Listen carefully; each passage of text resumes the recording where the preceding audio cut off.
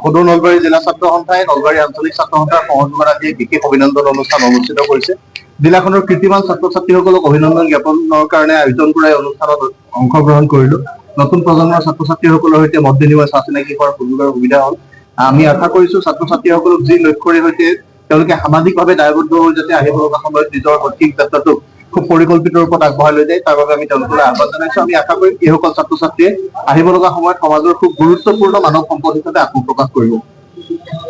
সাম্প্ৰতিক সময়টোক বিশেষভাৱে চৰ্চা হৈ আছে, কিন্তু ইয়াৰ পূৰ্বৰ পৰাই আভ্যন্তৰীণ স্থিতিটো স্পষ্ট যে আমি বিচাৰো যে অসমৰ সকলোবিলাক ভূমি যিখিনি বেদখলীকৃত হৈ আছে সকলো ভূমিৰ বেদখল উচ্ছেদ হ'ব লাগে আৰু বিধিসংগত ব্যৱস্থাপনাৰ মাজেৰে গোটেই প্ৰক্ৰিয়াটো শেষ কৰিব লাগে।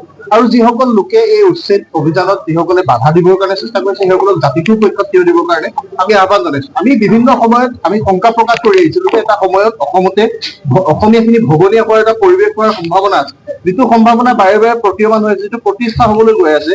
আমাক অসমৰ ভূমি উচ্ছেদৰ সময়ত ন্যায় আহি ভাবুকি দিব পাৰে। অসমীয়া মানুহক এটা সময়ত সেই তেনেকুৱা এটা পৰ্যায়লৈ অৱনমিত কৰিম বুলি ন্যায় যদি দম দিব পৰা এটা পৰিৱেশ আহি গৈছে, এই পৰিৱেশটো আমাৰ কাৰণে ভয়ংকৰ।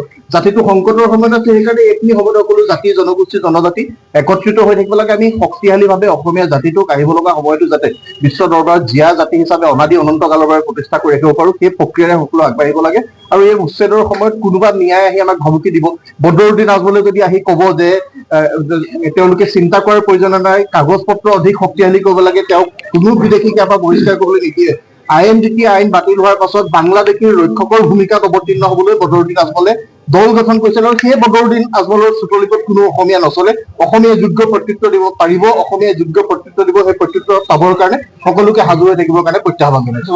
ভাৱে অসম চুক্তিৰ 6 নং দফাৰ ৰূপায়ণৰ যোগে 6 নং দফা সন্দৰ্ভত ন্যায়াধীশ অৱসৰপ্ৰাপ্ত বিপ্লৱ কুমাৰ শৰ্মা আয়োগৰ যি প্ৰতিবেদন, সেই প্ৰতিবেদনত ভূমিৰ অধিকাৰ, চাকৰি বাকৰি সংৰক্ষণ, বিধানসভা, স্থানীয় নিগম নিকায়, লোকসভাৰ সকলোতে আসন সংৰক্ষণৰ কথাটোত স্পষ্টভাৱে মতামত দৰ্শোৱা হৈছে। আৰু মাননীয় গৃহমন্ত্ৰী অমিত শ্বাহ ডাঙৰীয়াই এই প্ৰতিবেদন পালে দাড়ি কমা সহ তেওঁলোকে প্ৰযোজ্য কৰাৰ প্ৰতিশ্ৰুতি দিছিল।